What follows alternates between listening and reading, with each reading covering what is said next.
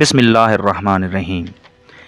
इस मुकदमा में सुप्रीम कोर्ट के सामने ये सवाल था कि क्या एक गैर शादीशुदा बेटी अपने वालिदैन यानी माँ और बाप दोनों की पेंशन एक साथ वसूल कर सकती है या सिर्फ माँ या बाप किसी एक की पेंशन वसूल करने की हकदार होगी। इस मुकदमा के मुख्तसर हालात ये हैं कि एक गैर शादीशुदा बेटी जिसकी माँ और बाप दोनों सरकारी मुलाजिम थे, उनकी वफ़ात के बाद वो दोनों की पेंशन वसूल कर रही थी, लेकिन उसे अकाउंटेंट जनरल पंजाब की तरफ से 10/8/16 को एक लेटर मौसूल हुआ जिसमें उससे कहा गया कि वो सिर्फ एक माँ या बाप की पेंशन वसूल कर सकती है। उसके बाद एक नोटिस मोरखा 11/11/2016 के ज़रिए उसे कहा गया कि वो ख़जाने में 19 लाख रुपए जमा कराए जो उसने दोनों यानी माँ और बाप की पेंशन की मद में हासिल किए थे।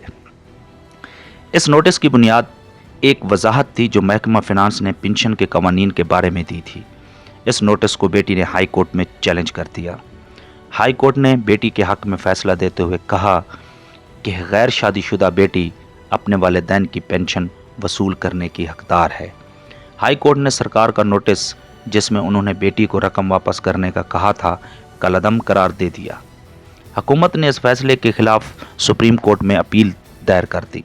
सुप्रीम कोर्ट ने मुकदमा के हालात व वाक़ियात देखते हुए कानून और हाई कोर्ट के फ़ैसले का बग़ौर मुतालिया करने के बाद पेंशन कवानीन की वजाहत की और करार दिया कि गैर शादीशुदा बेटी अपने वालिदैन माँ और बाप दोनों की पेंशन वसूल कर सकती है, ताहम वो इस पेंशन की हकदार नहीं होगी जब उसकी शादी हो जाए या उसकी कोई और आमदनी का बंदोबस्त हो जाए।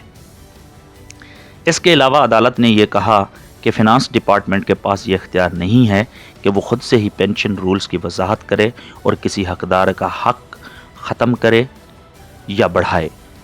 सुप्रीम कोर्ट ने कहा कि सरकारी मुलाजिम जो कि वफ़ात पा गए हों, उनकी औलाद को उनके जायज़ हक़ से महरूम करना हुकूमत की तरफ से ज़्यादती है। सुप्रीम कोर्ट ने हुकूमत की अपील खारिज करते हुए हाई कोर्ट का फ़ैसला बरकरार रखा जिसके मुताबिक गैर शादीशुदा बेटी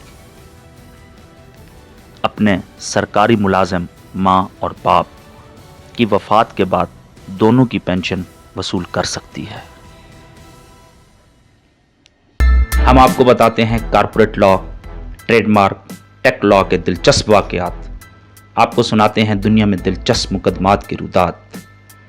ये सब जानने के लिए हमारे चैनल को सब्सक्राइब करें, क्योंकि ignorance of law is no excuse.